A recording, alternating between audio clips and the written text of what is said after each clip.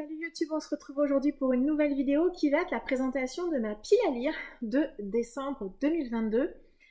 Fin d'année, fin de saga, puisque moi je fais partie de ces lecteurs qui aiment et qui ressentent un petit plaisir à terminer des sagas. Et donc quand la fin d'année arrive, alors je sais pas pour vous, vous me direz en commentaire, j'ai envie et j'ai besoin d'avancer et de terminer un maximum de sagas. Et donc j'ai décidé en cette fin d'année de dédier la totalité de mon mois de décembre à cet objectif. Alors voilà, vous savez que moi les objectifs c'est toujours, j'irai pas jusqu'à dire fluctuant, mais bon, j'aimerais en lire et en terminer un maximum. Donc voilà, tout le mois de décembre se tournera quasi essentiellement autour de ça. Juste petit disclaimer rapide, je tourne le soir, il fait noir, donc je ne peux pas mettre mes lunettes puisque j'ai mis l'éclairage artificiel. Voilà. On va être comme d'hab hein, sur plutôt une énorme pioche à lire. Je me suis un petit peu emballée sur mes choix. Mais bon, voilà, ça me laissera du choix. Et puis voilà, peut-être que comme d'hab, hein, je me laisse toujours la possibilité de lire autre chose.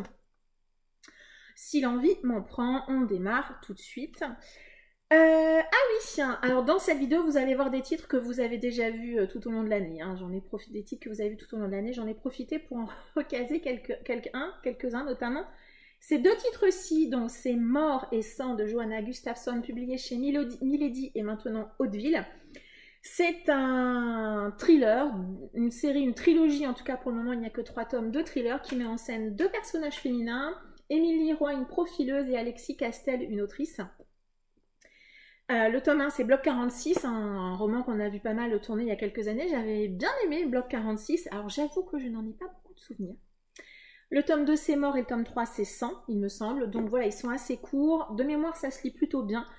Donc j'avoue que là, j'aimerais bien et j'ai bon espoir de réussir à lire les tomes 2 et 3 avant 2023. Je sais pas où je vais les mettre. Ouais. Ensuite, un thriller nordique. J'aimerais avancer la série Sandam de Vivé Casten avec ce tome Au cœur de l'été, c'est publié au livre de poche. Ici, on va suivre un policier qui s'appelle Thomas Andreasson et une jeune femme qui s'appelle Nora Linde qui est, alors je sais plus si elle est avocate ou juriste ou il me semble qu'elle travaille plutôt dans les milieux juridiques, on va dire.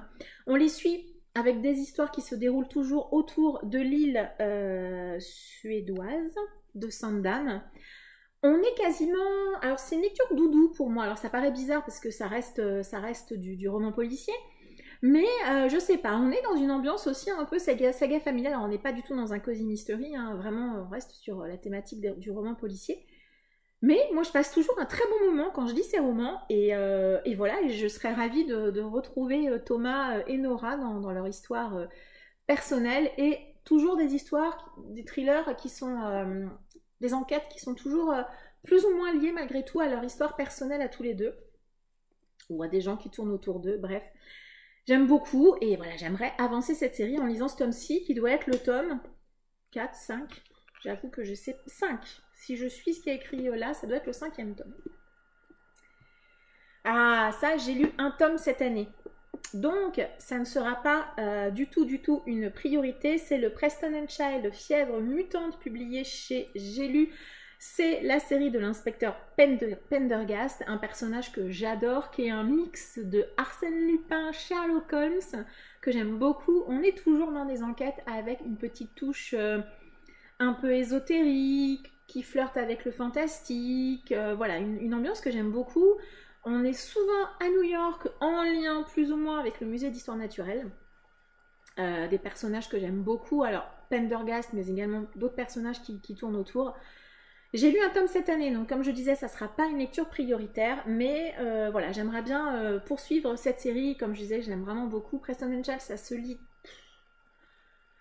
tout seul. Franchement, ça se lit vraiment tout seul. Le seul reproche que je pourrais faire, c'est que je trouve que c'est parfois un petit peu long à démarrer. La mise en place, y a quand même pas mal de romans où on est quasiment à la moitié et on n'est pas encore vraiment dans le creux ou dans le nœud de l'enquête. Vraiment. Il y a beaucoup de tomes qui sont un peu longs à se mettre en place. Mais sinon, moi j'aime beaucoup, je passe toujours un super moment, donc voilà. Ah, tout à l'heure, je parlais de saga nordique un peu doudou. Celle-ci, pour moi, elle en fait partie. C'est La Sirène de Camilla Läckberg, publiée chez Babel Noir. On est ici dans la série qui met en scène le personnage de Erika Falk, qui est, alors, autrice, peut-être plutôt biographe, et également le policier qui s'appelle Patrick Edstrom. Donc, on suit principalement ces deux personnages dans la ville de Falbacka. C'est pas facile à prononcer. Mais on y suit, alors un peu, ça me fait beaucoup penser à la série de Vivek Casten au niveau de l'ambiance. On suit ces deux personnages dans la petite ville qui met en scène souvent pas mal de crimes et de choses assez horribles. On les suit tous les deux.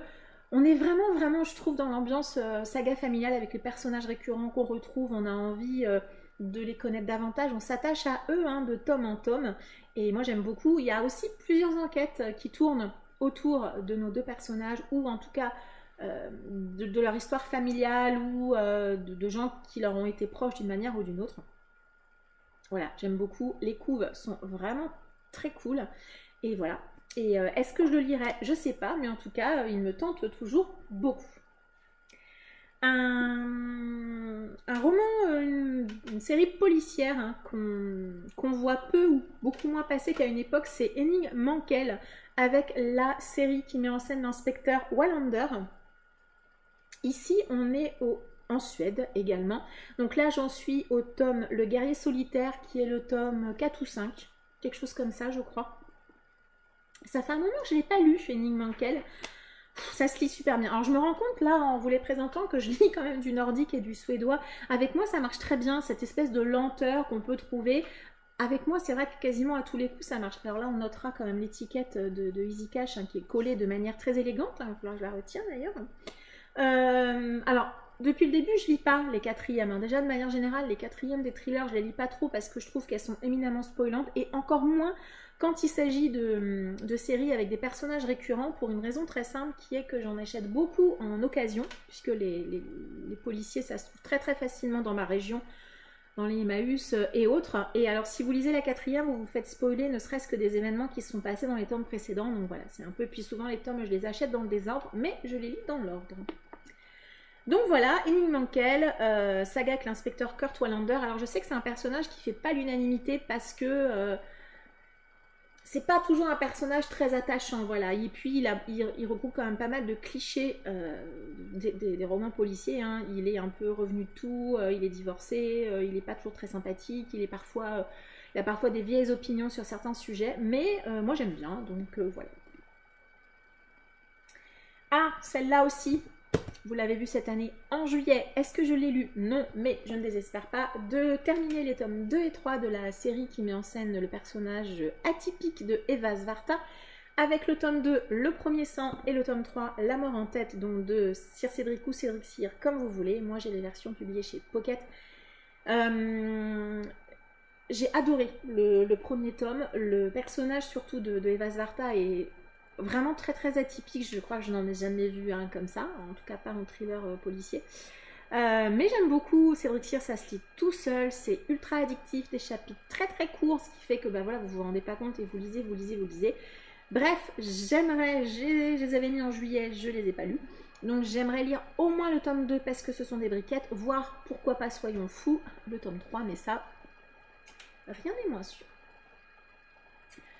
Un autre, un auteur qui pèse dans le game, comme on dit, Franck Tillier, avec Gattaca, publié chez Pocket, qui est la suite directe du Syndrome E. Donc ici, on va retrouver les personnages de Charcot et de Annabelle. Alors c'est vraiment la suite directe de Syndrome E. Si vous lisez Gattaca, vous allez clairement vous faire spoiler pas mal d'événements.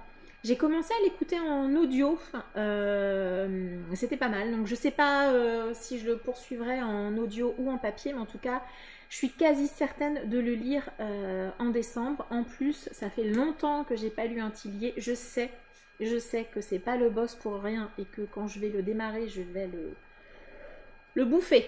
Il va partir très vite, donc voilà. Celui-là aussi, j'ai vraiment bon espoir de le caser. Une autre série que j'aime beaucoup, vraiment beaucoup, c'est la saga du département V de Jussi Adler-Olsen avec ce tome 6 qui est L'effet papillon publié au livre de poche, tome 5 ou 6. me semble-t-il. Ici, on va faire la rencontre de Karl Mork et de Assad, deux personnages, vraiment deux personnages qui tous les deux ont en charge le département V qui ressort des cold cases. Alors déjà, j'aime beaucoup le concept des cold cases. Et puis, je sais, Albert Olsen, il a vraiment cette capacité à nous rendre cette équipe qui va tourner autour de Karl Mork hyper attachante. Les enquêtes sont vraiment cool, vraiment beaucoup de suspense, c'est très dynamique, ça se lit bien, très bien aussi. Et voilà, je crois savoir que le 10e tome sera le dernier. Voilà, moi j'aimerais en tout cas avancer avec l'effet papillon. Mon préféré pour le moment, c'est le tome 2 de cette série. Je ne sais pas si on les a tous ici. C'est Profanation. Mon préféré, c'est en tout cas pour le moment, c'est Profanation que j'avais adoré. Je l'avais lu, mais même pas lu, je l'avais dévoré, je crois. Donc celui-là aussi, j'aimerais bien le lire, mais je crois qu'il faudra que j'arrête de dormir. En fait. Et un dernier thriller, je crois que ce sera le dernier, c'est Le Cercle de Bernard Minier, publié chez Pocket. C'est un tome 2. C'est la suite de Glacé que...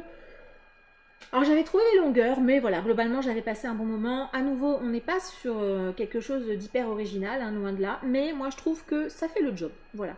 Je crois même que Glacé, je ne l'ai pas gardé, parce que je n'ai pas forcément prévu ni envie de le relire. Je ne pense pas que ça me gênera pour poursuivre avec Le Cercle. Ici, on suit l'inspecteur Servaz. J'espère qu'on retrouvera un des personnages qu'on avait vu dans Glacé, dont je me rappelle quand même. Et voilà, pourquoi pas. Celui-là, je ne suis pas certaine, mais je me dis pourquoi pas. Ensuite, on va passer un peu à ce qui est SFFF un petit peu. J'aimerais me lire la suite des Chroniques des Vampires de Anne Rice avec ce tome 3, La Reine des Damnés. Alors là, c'est une version Pocket Terror que je vous présente, mais je me suis trouvé la version nouvelle avec les couves noires que j'adore. J'aime vraiment beaucoup cette nouvelle version. Donc je pense que je le lirai plutôt dans cette nouvelle version, mais j'ai toujours celle-ci pour le moment à la maison. C'est donc la suite, ça serait une relecture, ce que je les ai déjà lus. Ici, ça sera la suite avec l'origin story, on va dire, un peu des vampires suite aux événements qui se sont passés dans Lestat le Vampire. Je ne peux pas trop vous en dire. C'est une saga de vampires hyper connue. Il y a une adaptation télévisée qui va sortir, je ne sais pas trop quand. J'ai vu le trailer il y a quelques semaines, mois, je ne sais plus trop. Donc je pense qu'il va y avoir une nouvelle adaptation. Est-ce que je la regarderai? Vous connaissez mon amour pour les séries télé, donc c'est absolument pas certain. En tout cas, j'aimerais avancer avec ce tome 3. J'ai ressorti une série, j'ai vraiment envie de retourner dans cet univers, voir ce que ça donne avec The Mortal Instruments, le tome 1, Les origines, l'ange mécanique de Cassandra Clare, publié chez PKJ. Alors si vous me suivez depuis un moment, vous savez que j'ai lu les 3 premiers tomes de la série principale. Si vous voulez respecter l'ordre de lecture préconisé, il faut ensuite lire les 3 tomes des origines que j'ai à la maison, donc j'aimerais poursuivre avec ce tome 1. Et une fois que j'aurai lu les origines, alors soit ça m'aura plu, soit j'aurai détesté, et ensuite je me lirai, en fonction de mon avis sur cette série-là, les 3 derniers tomes de la série principale, The Mortal Instruments.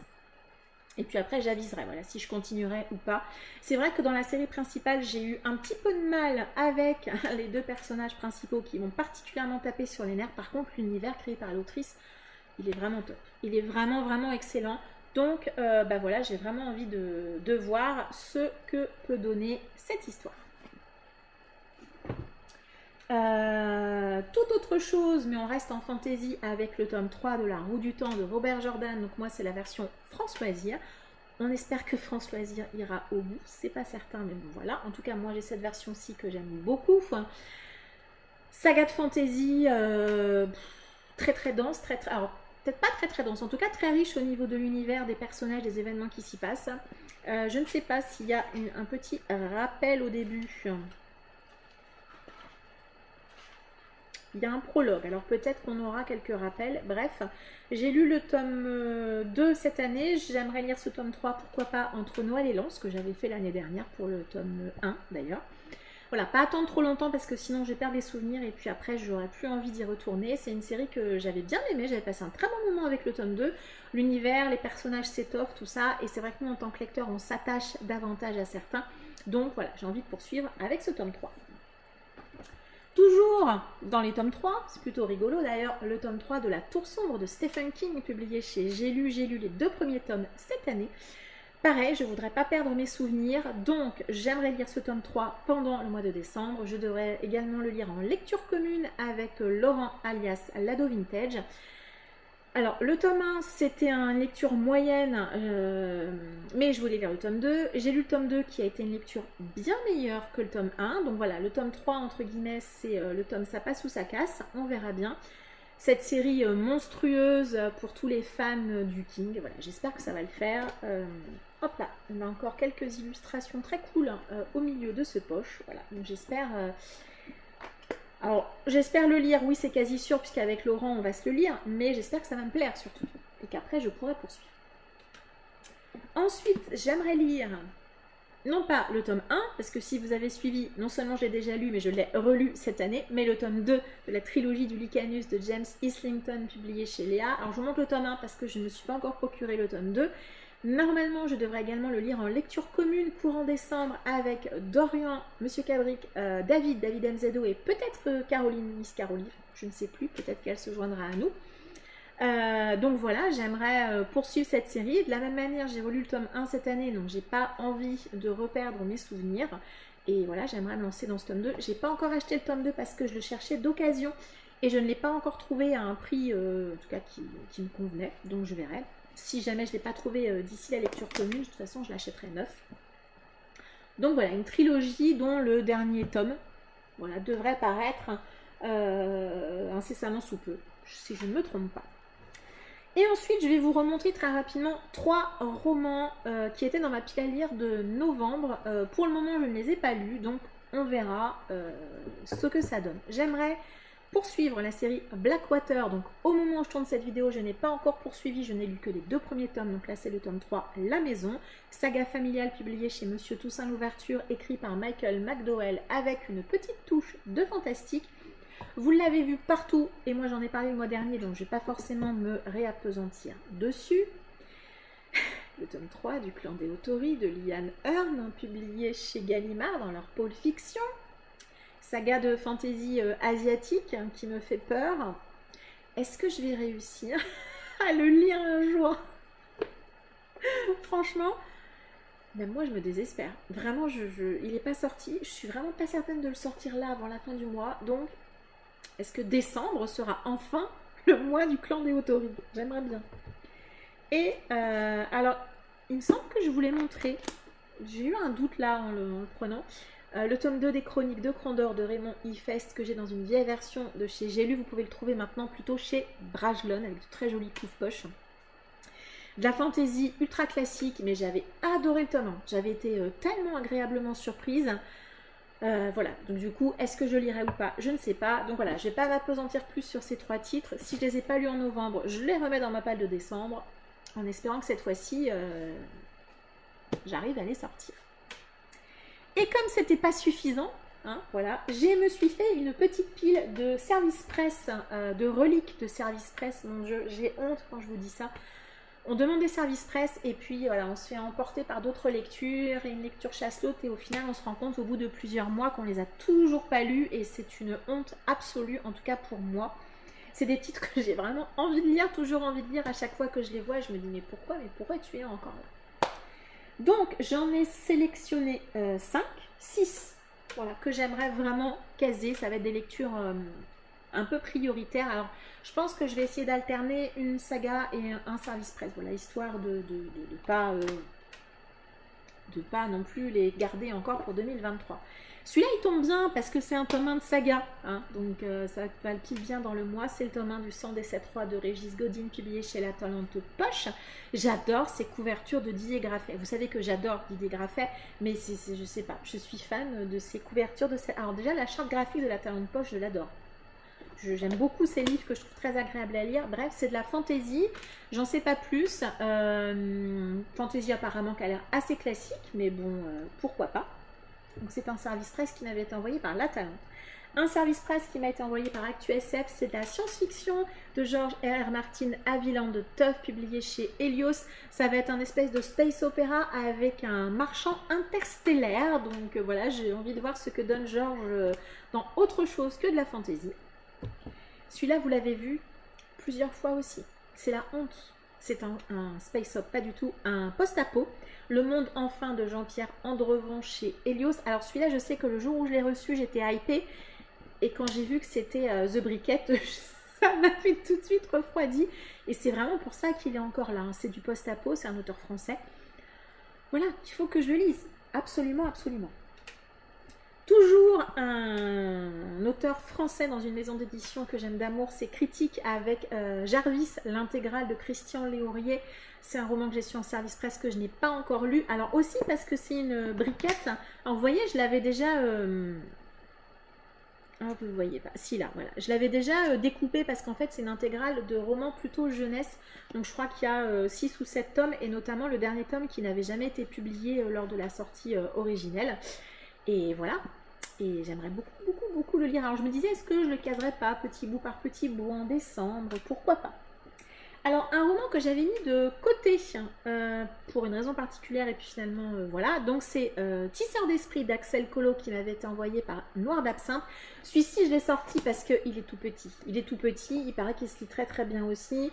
C'est assez aéré à l'intérieur, donc je me dis que ça doit être casable. Ça n'existe pas, en tout cas que je pourrais le caser très facilement. C'est de la fantasy, plutôt young adulte jeunesse a priori. Alors, je suis un peu surprise parce qu'il me semblait que Noir d'Absinthe, c'était plutôt des titres un peu dark, mais je peux me tromper. Et c'est une autrice française, Axel Collot. Un titre, c'est l'autrice elle-même qui me l'a envoyé. Donc, il faut absolument que je le sorte en décembre. C'est un tome 1 de fantasy. C'est Les Gardiens de l'équilibre de Cathy de Saint-Côme. C'est publié... C'est pas de l'auto-édition. Il n'y a pas de maison d'édition. Si, c'est édité par Les Plumes Ascendantes. Voilà, c'est de la fantaisie avec des dragons. Ça a l'air d'être assez classique dans le résumé. En tout cas, c'est l'autrice qui me l'a envoyé. Donc Stéphanie, il faut absolument que tu le lises. C'est absolument pas sérieux. Et un dernier que j'ai mis... Alors celui-là, peut-être que je le lirai avant décembre. C'est le remake que je viens de recevoir des éditions Pygmalion de Claude MacLeod Chapman. Ici, c'est un roman qui a l'air d'être un espèce de thriller fantastique qui me tente énormément. Il est assez court, donc c'est pour ça que je vous dis que si ça se trouve, au moment où je tourne cette vidéo, il n'est pas lu, mais peut-être qu'au moment où je publierai, il le sera. Je ne sais pas. Ce n'est pas une relique celui-ci, puisque je l'ai reçu là en début d'année scolaire, j'entends. Et voilà, il me tente. J'aime beaucoup la couve avec ce serpent qui se mord la queue avec un peu un espèce d'infini. Voilà, j'aime beaucoup et j'espère pouvoir le caser. Il est court, alors je me dis que même si je ne le lis pas en novembre, il devrait être un peu comme celui d'Axel Collot de Noir d'Absinthe. Je devrais pouvoir le glisser assez facilement. Voilà, cette énorme pioche à lire du mois de décembre est maintenant terminée. Comme d'habitude, n'hésitez pas à m'indiquer en commentaire si vous avez lu certains des livres, si vous en avez assez de voir certains livres plusieurs fois dans différentes piles à lire, alors que je ne les lis toujours pas. N'hésitez pas, hein, bien sûr. N'hésitez pas à me dire en commentaire également hein, s'il y en a certains qui ont votre préférence. Je vous remercie de m'avoir suivi. N'hésitez pas, comme d'habitude, à mettre un petit pouce en l'air si la vidéo vous a plu, à vous abonner si le contenu vous correspond et à me suivre sur Instagram pour me suivre un petit peu plus quotidiennement dans mes lectures. Je vous embrasse, je vous souhaite une très très belle journée, un très beau mois de décembre et je vous dis à très bientôt. Ciao!